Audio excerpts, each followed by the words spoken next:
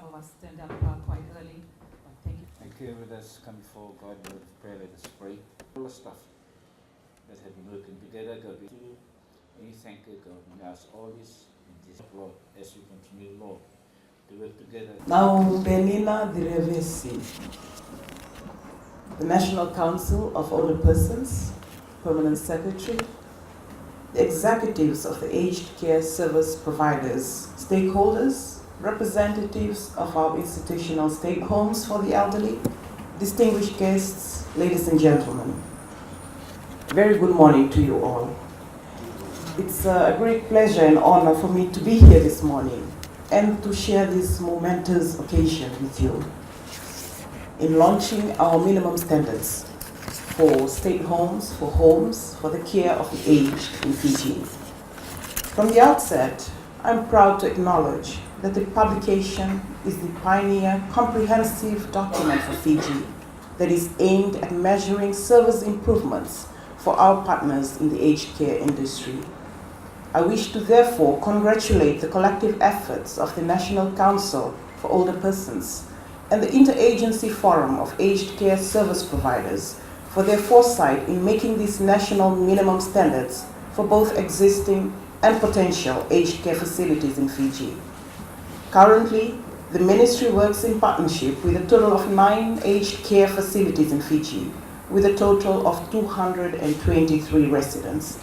Ladies and gentlemen, the reality is that as Fijians, we will need to better prepare ourselves, our families, and our communities to be responsible in ensuring that we age with dignity and respect. Fijians are not only living longer, but more Fijians are living with disabilities these days and are more likely to need some help in their day-to-day living. According to the National Census in 2017, Fijians aged 60 plus comprise 9% of the total population.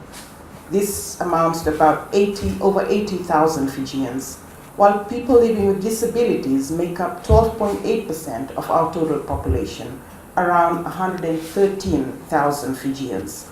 The same census shows that 69% of our population is below the age of 40 years at the moment. This effectively means that our population is currently represented by a structural pyramid, which will become an inverted pyramid in a few decades in front of us, more elderly people. The social and economic implications for this, for us as a nation, will be vast. The legal framework for our national commitment to the aged and people living with disabilities is stated in our Constitution, which provides for a wide range of socio-economic rights. Rights include the right to education, access to health care, housing and sanitation, reasonable access to transportation, food security, safe water, and social security protection. Existing government initiatives to address both the elderly and people living with disabilities include the social pension scheme of $100 for older persons aged 65 plus and the disability allowance of $90 a month, 100% bus fare concessions for people living with disabilities and now those aged 60 and over, the introduction of the new insurance cover by the Fijian government for social welfare beneficiaries, amongst others, which would include recipients of both the social pension scheme and the disability allowance. Strategically, government has also established the National Council of Older Persons and the Fiji National Council of Disabled Persons under the Ministry of Women, Children and Poverty Alleviation. They serve as an advisor, a strategist, advocate and regulator on interests and developments for persons living with disabilities and older persons in Fiji. Ladies and gentlemen, the national minimum standards acknowledge the unique and complex needs of each individual residing in care homes. As such, it stipulates the minimum requirements for the facility to operate a care home, as well as the required knowledge, skills, and competencies needed by management and staff to ensure the care homes deliver individually tailored, comprehensive, and quality services. The principles underlining the standards include 1. Dignity, 2. Privacy, 3. Self-fulfillment, 4. Autonomy, empowerment, 5. Equality, and 6. The right to complain and the right to legal recourse. All the minimum standards are intended to be immediately applicable to all homes seeking registration and a license as of the date of declaration of these standards, whilst a number of the standards are intended to be phased in gradually for care homes already operating as of today.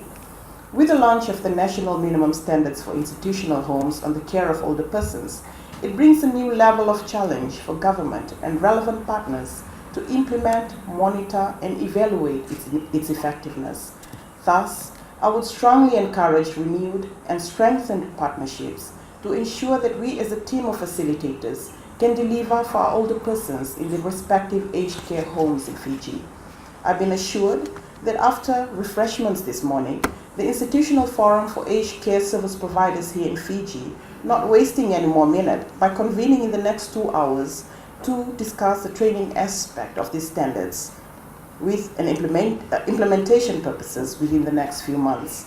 Once again, I wish to commend the hard work of all the partners that has gone into this publication that have contributed to this milestone achievement, not only for us as stakeholders for the aged in Fiji, but for our nation as a whole. I end by assuring the aged care service providers that government's commitment for older persons will ensure that we work closely with each of you to realize your full potential in this regard. I now have much pleasure in officially launching Fiji's first national minimum standards for institutional homes on the care of older persons.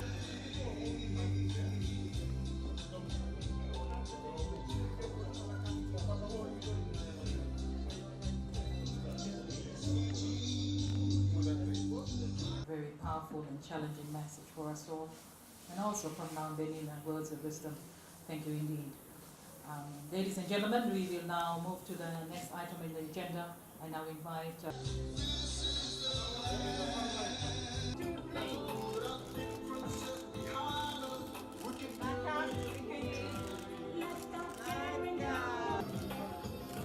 Thank you, ladies and gentlemen. While we Naka, could we have the representative from the Home of Compassion? We have also the Father Lomo, St. Vincent de Paul. We now move on to the